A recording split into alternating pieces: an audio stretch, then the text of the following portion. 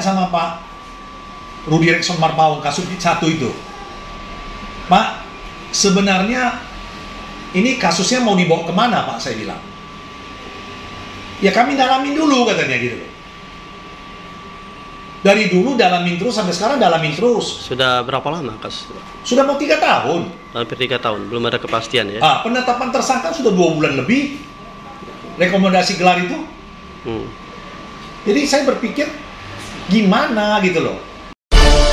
Audio Jungle.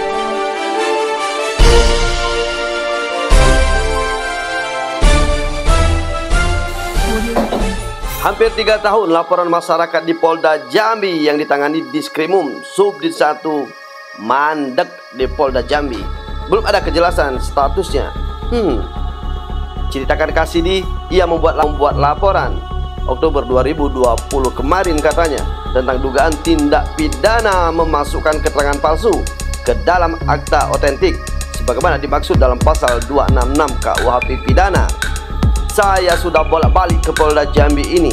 Bahkan saksi-saksi sudah dimintai keterangan oleh penyidik tuturnya.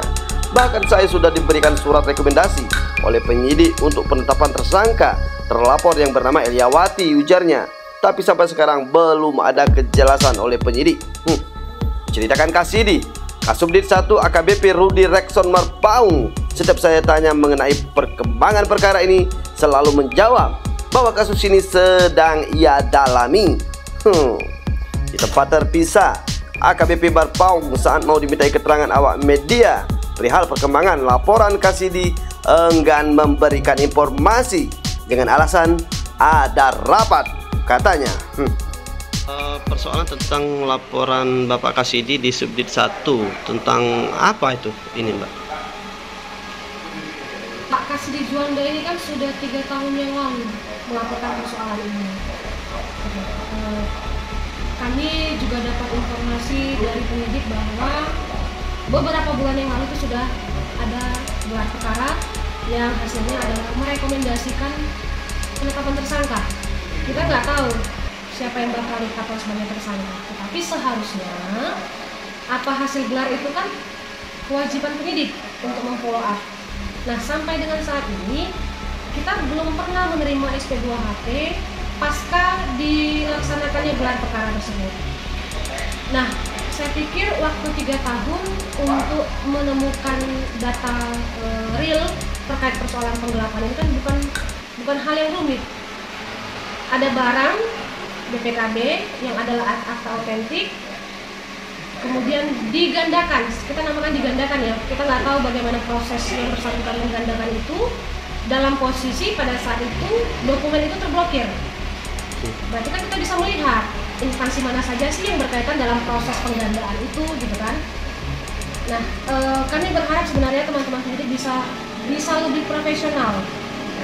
Kalau memang ini perkara memang dirasa bisa untuk ditingkatkan tahapannya sampai dengan proses persidangan, ya jalankanlah. Kalau memang masih teman-teman penyidik meragukan faktanya, ya SP3 kan, supaya tidak ada yang menggantung, supaya kami bisa mengambil langkah. Kalau punya SP3, kami pasti akan ambil langkah yang lain. Gitu loh, Bang. Kasus ini sudah berapa lama? 3 tahun lebih. Itu yang digandakan itu berbentuk BPKB berapa lembar BPKB? Kalau tidak salah itu ada 4 BPKB. Berarti ada 4 unit mobil ya? Yang posisinya pada saat itu terblokir. Tapi bisa diterbitkan BPKB-nya? Bisa diterbitkan. Bisa diduplikatkan ya? Bisa diduplikatkan. Harapannya ke depan, Pak?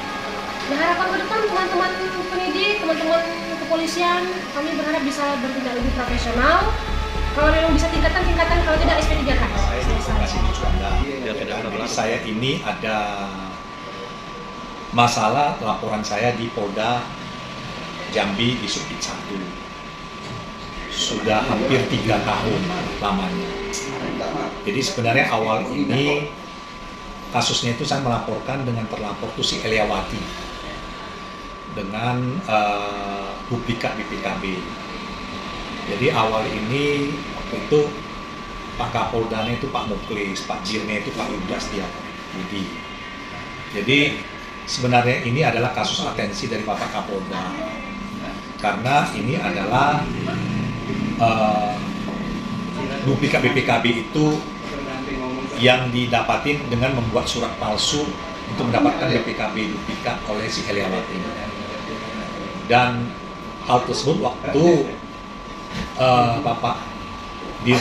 Pak Yuda itu sudah naik ke penyidikan dan semuanya udah dipanggil.